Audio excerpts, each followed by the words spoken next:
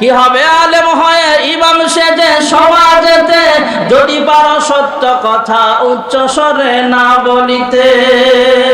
চাকরির ভয় করো যদি ছেড়ে দাও ওই না গদি, কি হবে ধোঁকা দিয়ে আল্লাহকে, কি হবে বেঁচে থেকে অযথা বিদ্যা শিখে, যদি না করতে পারি শোষণবিহীন সমাজটাকে, কি হবে বেঁচে থেকে।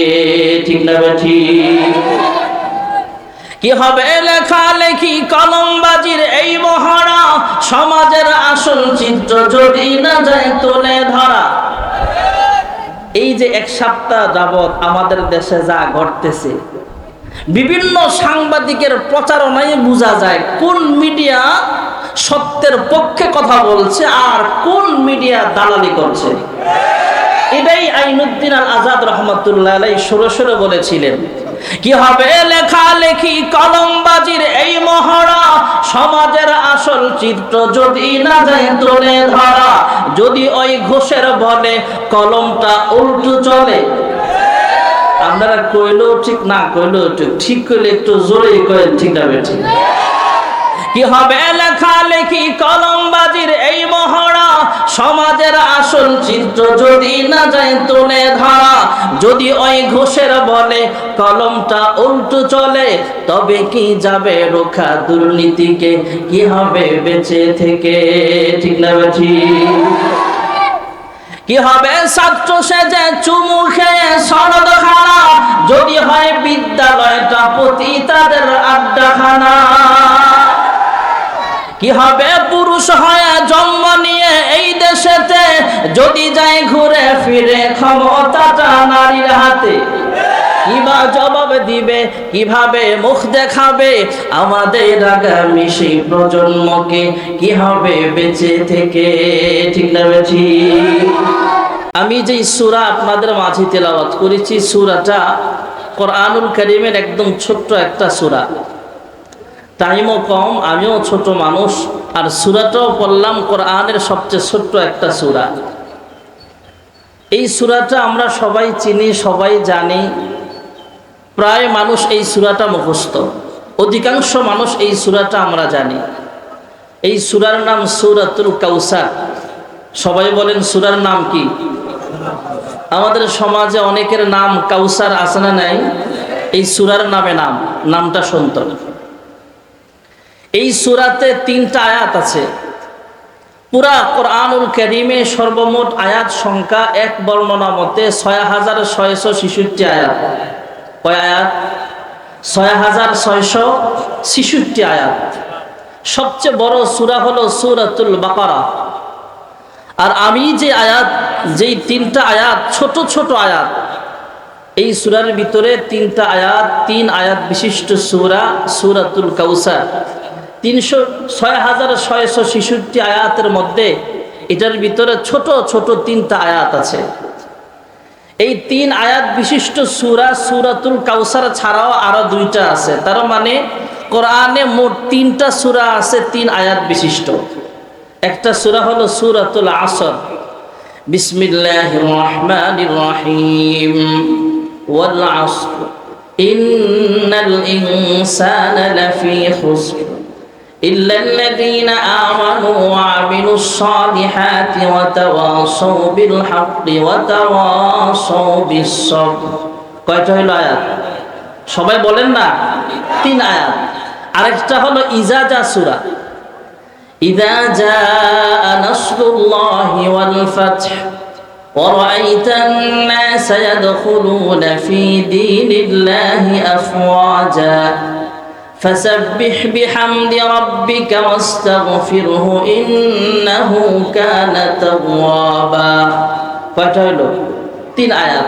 আরেকটা হলো যে সূরা আমি তিলাওয়াত করলাম, ইন্না আ'তাইনাকাল কাউসার ফাসাল্লি লিরাব্বিকা ওয়ানহার ইন্না শানিআকা হুয়াল আবতার। কয়টা হলো? আল্লাহ তাআলা কোরআনের আয়াতগুলো একসাথে আসমান থেকে সরাসরি রাসূলের কাছে পাঠান নাই। 1 আয়াত, 2 আয়াত, 1 সূরা, 2 সূরা, 1 রুকু, 2 রুকু, এমন করে করে 23 বছরের নবুয়তের জিন্দেগিতে আল্লাহ তাআলা টোটাল 30 পারা কোরআন পয়গম্বরের উপরে নাজিল করেছেন। জোরে বলুন সুবহানাল্লাহ। সর্বপ্রথম গারে হেরা, জাবালে নূর, সমতল থেকে 2500 ফুট উঁচা পাহাড়, সেখানে সর্বপ্রথম কোরআনের প্রথম সূরা আলাকের কয়েকটা আয়াত আল্লাহ অবতীর্ণ করেছেন। সুবহানাল্লাহ বলেন। আল্লাহর হাবিব রাহমাতুল্লিল আলামিন নবুয়ত প্রাপ্ত হওয়ার আরো আগে থেকেই ওই পাহাড়ের উপরে রবের ধ্যানে সময় কাটাইতেন। হঠাৎ একদিন আল্লাহ তাআলা জিবরাইল আমিনকে পাঠালেন যখন আল্লাহর হাবিবের বয়স 40 বছর পূর্ণ হলো। সুবহানাল্লাহ বলেন। মহান আল্লাহ রাব্বুল আলামিন জিবরাইল আমিনকে পাঠিয়ে দিলেন। হযরতে জিবরাইল আলাইহিস সালাতু ওয়াস সালাম পয়গম্বরের সামনে এসে বলতেছেন, ইকরা। পয়গম্বর জবাব দিয়া দিলেন, মা আনা বিকারিন, আমি পড়ব না, আমি পড়তে জানি না, অথবা আমাকে একটা পড়া পড়তে বলবা, আমি সেই পড়া পড়ে নেব, আমি কিন্তু সেই মানুষ নই। জিবরাইল আবার বললেন, ইকরা। পয়গম্বর আবার জবাব দিলেন, মা আনা বিকারিন। আবার বললেন, ইকরা। পয়গম্বর একই জবাব দিলেন, মা আনা বিকারিন। এক পর্যায়ে জিবরাইল আমিন পয়গম্বরের সিনার সাথে সিনা লাগায়া মুআনাকা করলেন, মৃদু চাপ দিলেন। আমাদের রামকৃষ্ণপুর বাজারে যেমন ফটোস্টেট মেশিন আছে, এক পৃষ্ঠা থেকে আরেক পৃষ্ঠা যেমন ভাবে ফটোকপি হয়ে যায়, জিবরাইলের সিনা পয়গম্বরের সিনা মোবারকের সঙ্গে লাগার সঙ্গে সঙ্গে জিবরাইল আমিনের সিনার ভিতরে যত ইলম ছিল সবগুলো ইলম ফটোস্টেট করে মহান আল্লাহ রাব্বুল আলামিন পয়গম্বরের সিনার ভিতরে আল্লাহ উঠায়া দিয়েছেন। সুবহানাল্লাহ। এবার জিবরাইল আমিন যখন রবের নামে পড়তে বললেন, ইকরা বিসমি রাব্বিকাল্লাযী খালাক। রবের নাম শোনা মাত্রই আল্লাহর হাবিব রাহমাতুল্লিল আলামিন পড়তে শুরু করে দিলেন, ইকরা বিসমি রাব্বিকাল্লাযী খালাক। জোরকান সুবহানাল্লাহ। এই কোরআনুল কারীমের আমানত মহান আল্লাহ রাব্বুল আলামিন জিবরাইলের মাধ্যমে অবতীর্ণ করেছেন। তাই কোরআনুল কারীমের ভাষায় জিবরাইলের নাম হয়ে গেছে আল আমিন। নাযালা বিহি রূহুল আমিন।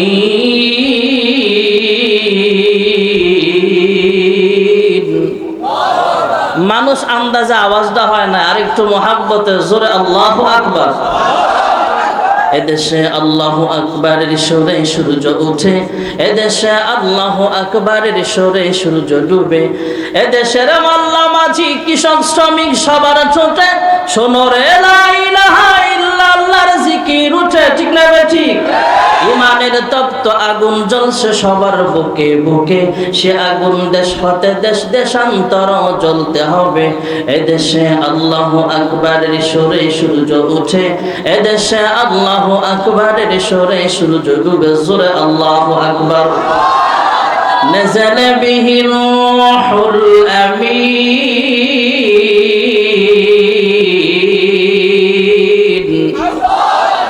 কোরআনুল কারীমের ভাষায় জিবরাইলের নাম আল আমিন। মহান আল্লাহ রাব্বুল আলামিন কোরআনুল কারীমের আমানত জিবরাইলের মাধ্যমে নাযিল করেছেন, তাই জিবরাইলের নাম আল আমিন। যে মক্কাতুল মুকাররমায় সর্বপ্রথম আল্লাহ রাব্বুল আলামিন কোরআনুল কারীম অবতীর্ণ করেছেন, যে মক্কাতুল মুকাররমায় এমন একটা ঘর বানাইছেন যে ঘরের দিকে তাকায় থাকলো আমলনামায় সব লেখা হয়ে যায়। এমন একটা ঘর, যেই ঘর সরাসরি সামনে রেখা 1 রাকাত নামাজ আদায় করলে আমলনামায় 1 লক্ষ রাকাত নামাজের সব লেখা হয়ে যায়। যে মক্কাতুল মুকাররমায় এমন একটা দামি ঘর আছে হুদাল লিল আলামিন, যে মক্কাতুল মুকাররমায় মাকাম ইব্রাহিমের মতো দামি পাথর আছে, যে মক্কাতুল মুকাররমায় সাহেবে কোরআন মুহাম্মদুর রাসূলুল্লাহ সাল্লাল্লাহু আলাইহি ওয়াসাল্লামকে আল্লাহ পৃথিবীর বুকে পাঠাইছেন, যে মক্কাতুল মুকাররমায় সর্বপ্রথম কোরআন অবতীর্ণ করেছেন, সেই মক্কাতুল মুকাররমার নাম তো আল আমিন। জুরকান সুবহানাল্লাহ। والتين والزيتون وطور سينين وهذا البلد الأمين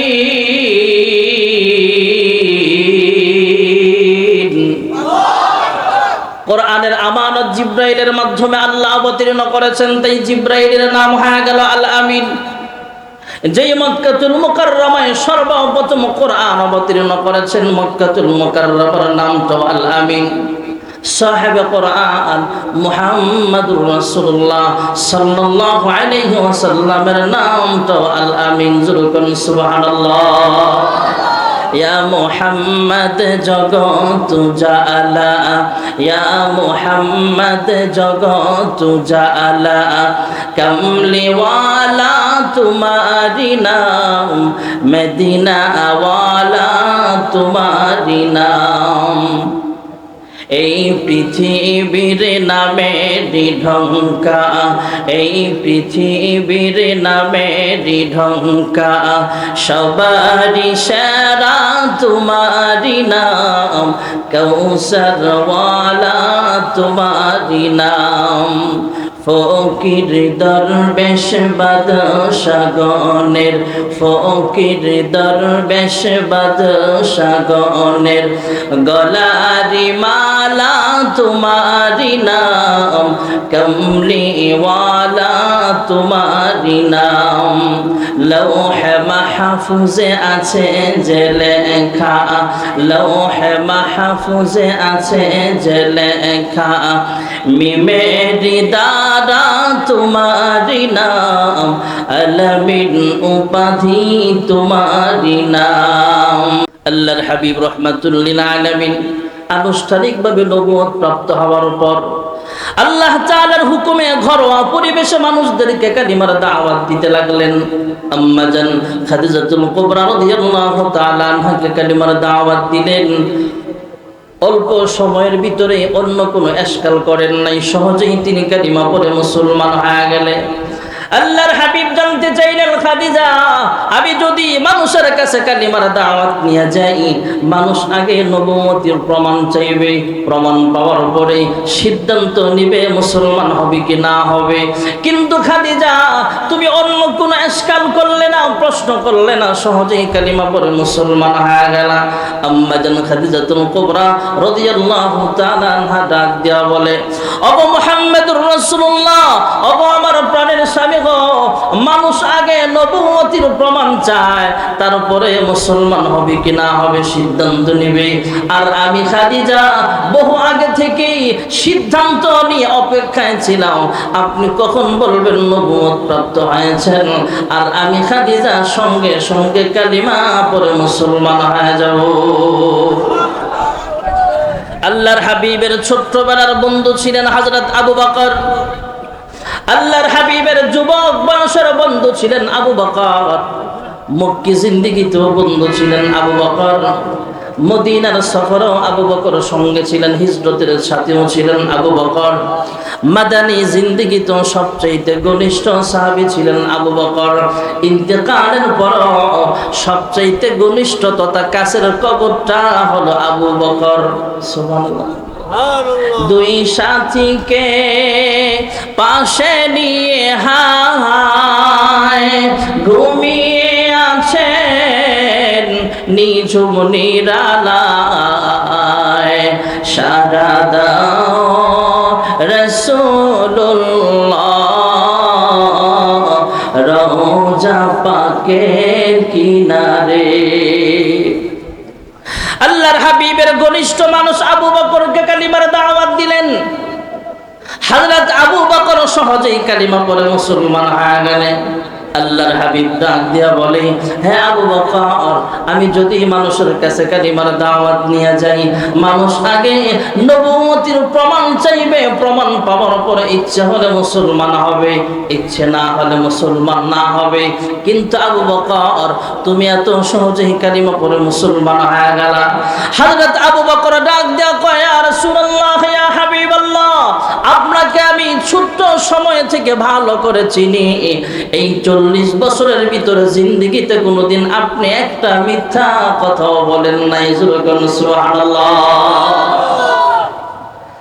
কেমন সহজ কথা, কেমন সরল কথা, কেমন সত্য কথা আবু বকর বলতেছেন, হ্যাঁ মুহাম্মদুর রাসূলুল্লাহ সাল্লাল্লাহু আলাইহি ওয়াসাল্লাম এই 40 বছরের ভিতরে কোনোদিন আপনি একটা মিথ্যাও বলেন নাই। সুবহানাল্লাহ। আর আমাদের লাইফে, আমাদের জীবনে মিথ্যার অভাব নাই।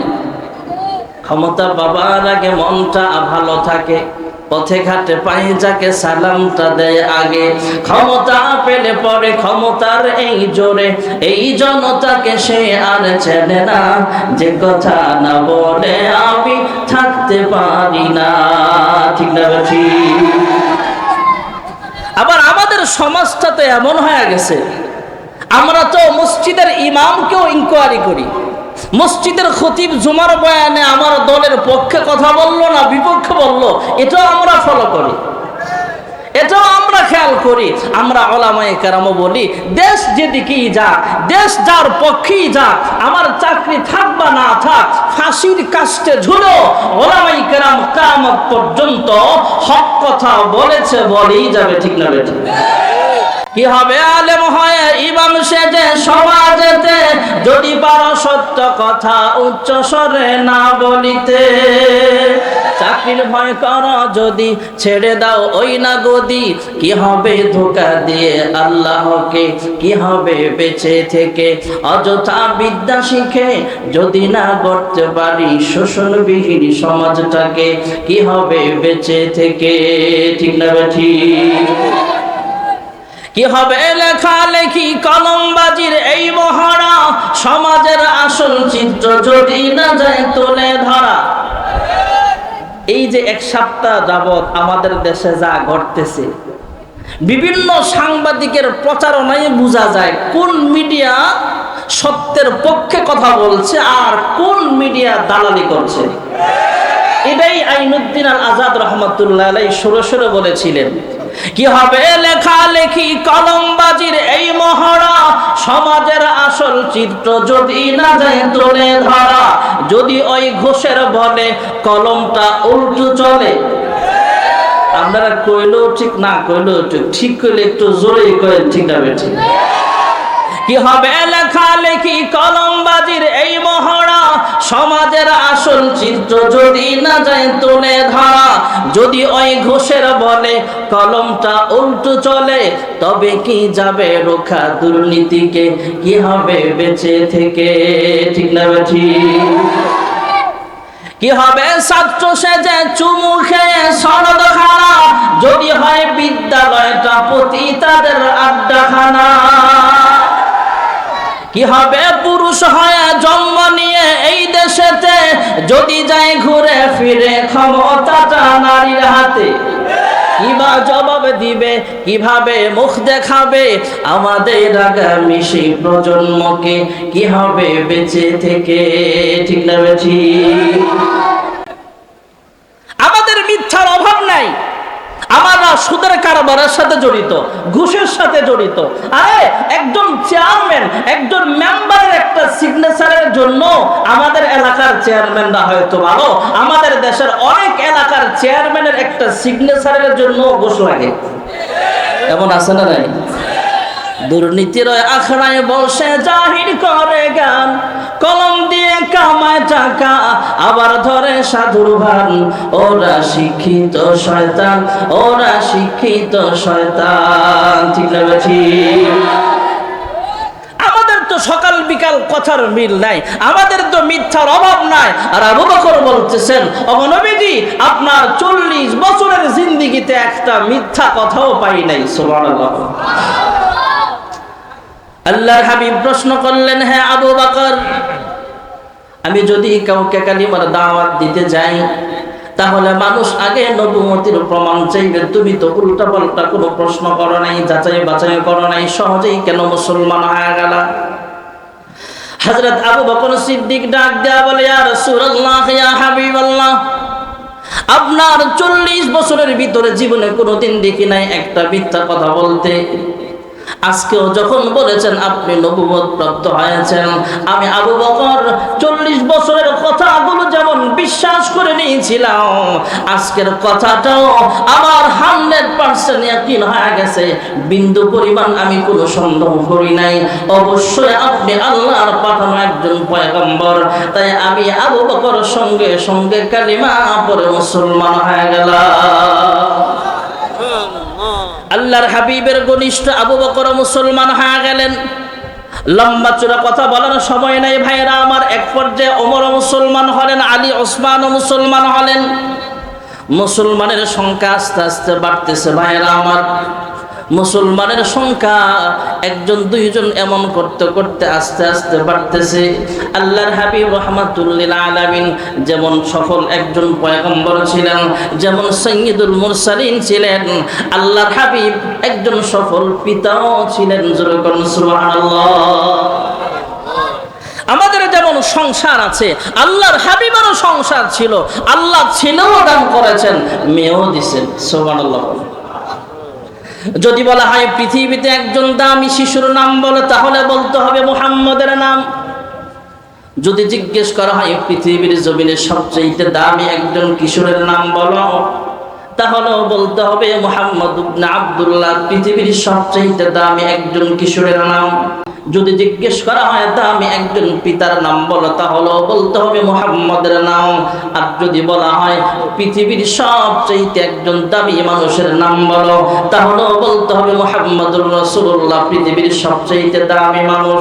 আর যদি জিজ্ঞেস করা হয় পৃথিবীর সমস্ত পয়গম্বরদের ইমামকে, তাহলেও বলতে হবে ইমামুল মুরসালিন মুহাম্মদুর রাসূলুল্লাহ সাল্লাল্লাহু আলাইহি ওয়াসাল্লাম, পৃথিবীর সমস্ত পয়গম্বরের ইমাম ছিলেন।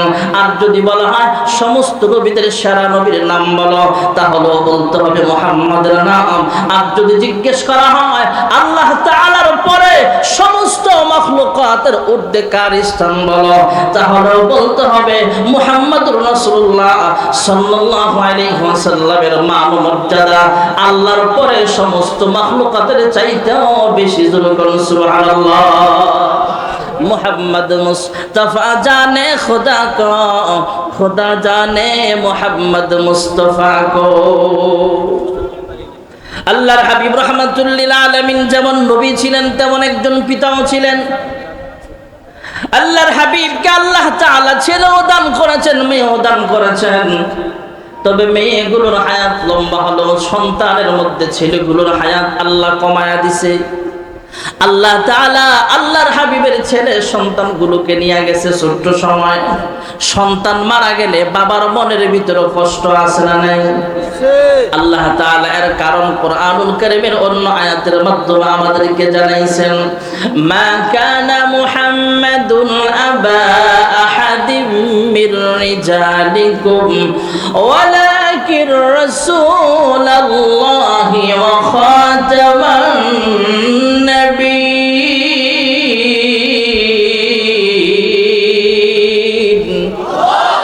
আল্লাহ তাআলা বলেন আপনাকে আমি কোন রিজাল, আরবিতে রজুল রিজাল হলো পুরুষ। ছেলে সন্তান যখন নাবালেগ থাকে তাকে পুরুষ বলে না, তাকে ছোট সন্তান ছেলে বলে, কিন্তু পুরুষ বলে না। পুরুষ হবে যখন সে বালেগ হয়। আল্লাহর হাবিবের ছেলে আল্লাহ দান করেছেন, কিন্তু ছোট সময় নিয়ে গেছেন, 1 বছর 1.5 বছর 6 মাস এই বয়সে আল্লাহ দুনিয়া থেকে নিয়ে গেছেন। তার পিছনে কারণ আল্লাহ তাআলা আয়াতের মাধ্যমে জানাইছেন, আপনাকে আমি আল্লাহ কোনো পুরুষের বাবা বানাই নাই, আপনাকে খাতামুন নবিয়্যিন, পৃথিবীর সর্বশেষ নবী বানাইছি। সুবহানাল্লাহ। আমাদের বাংলাদেশেও কিছু সাতেমে রাসূল আছে যারা বিশ্ব নবীকে খাতামুন নবিয়্যিন মানতে চায় না, এমন আছে না নাই? আর আমাদের সমাজে তো আমরা এখনো ওয়াহাবি সুন্নি লয়ে মারামারি করি। আপনাদের কি বলবো, আমার জন্মটাই এমন একটা গ্রামে, এক সময় ওয়াহাবি সুন্নি লয়ে পিটাপিটি করতো মানুষ। কে পাঁচকুন্ডি পড়ছে, কে ফুরাটুমি পড়ছে, এগুলো নিয়ে মারামারি করতো। আমাদের এগুলো ঝগড়া করার এখন আর সময় নাই। বাংলার জমিনে দাঁড়ায়া ফেসবুকে, অনলাইনে, অফলাইনে সাতেমে রাসূল এমনও আছে যারা রাসূলের বিরুদ্ধে কথা বলে। রাসূল যে খাতামুন নবিয়্যিন এটা ওরা মানতে চায় না। এমন দাজ্জাল আমাদের সমাজে আছে না নাই? এই ওরা এখন আর আমাদের ওয়াহাবি সুন্নি লইয়া মারামারি করার সময় নাই। কাদিয়ানির বিরুদ্ধে, রাসূলের দুশমনদের বিরুদ্ধে আমাদের রুখে দাঁড়াইবার সময় এসেছে। ঠিক না ঠিক জোরে বলে।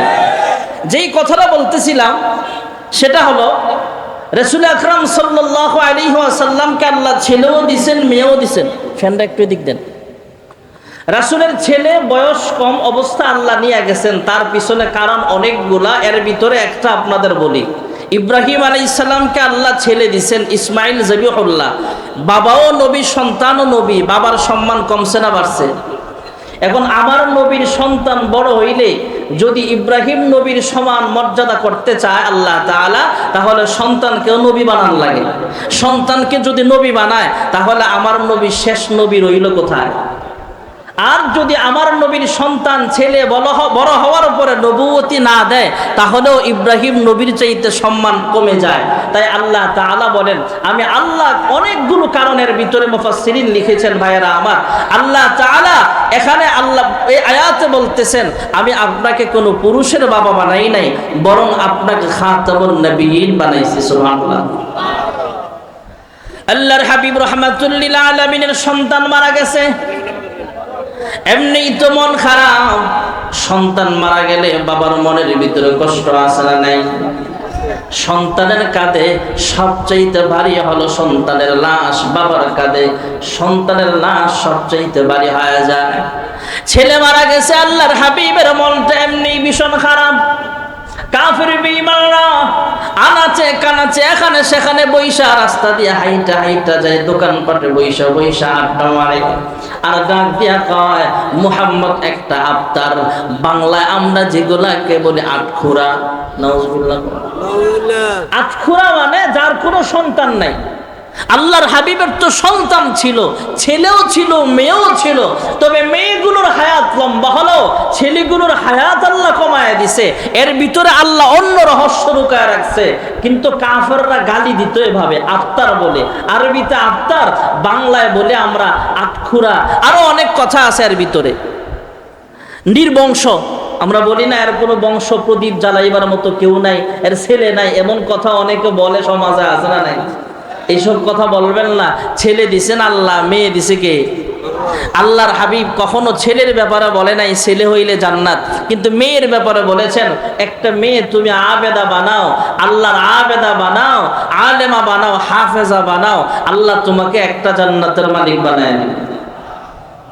আল্লাহর হাবিবের ছেলে আছে, মেয়েও আছে, কিন্তু ছেলেগুলো ছোট্ট অবস্থাতে মারা গেলে কাফেররা কি ডিসাইজ করে ঠাট্টা বিদ্রুপ করে বলে, মুহাম্মদ একটা আবতার, মুহাম্মদ একটা নির্বংশ, মুহাম্মাদের ভবিষ্যতে কেউ নাম নেওয়ার মতো কেউ থাকবে না। আল্লাহর হাবিবের মনটা আরো ভীষণ খারাপ। মহান আল্লাহ রাব্বুল আলামিন কাফেরদের এই কথার পরিপ্রেক্ষিতে আল্লাহর হাবিবের মন খুশি করার জন্য আমার তেলাওয়াতকৃত 3 আয়াত বিশিষ্ট সূরা সূরাতুল কাউসার দিয়া হযরতে জিবরাইল আমিনকে পাঠিয়ে দিলেন। জিবরাইল আমিন পয়গম্বরের কাছে আইসা সূরাটা শোনায়া দিলেন।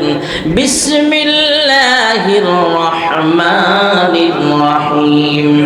ইন্না আ'তাইনাকাল কাউসার فصل لربك وانحر إن شانئك هو الأبتر سبحان الله إنا أعطيناك الكوثر কাউসারের অনেকগুলো ব্যাখ্যার একটা ব্যাখ্যা হলো আমি আপনাকে হাউজে কাউসার দিলাম। হাউজে কাউসার এমন একটা পানীয়, এমন একটা পেয়ালা হবে ভাইয়েরা আমার, এমন একটা শরবত আল্লাহ পানি পান করাবে।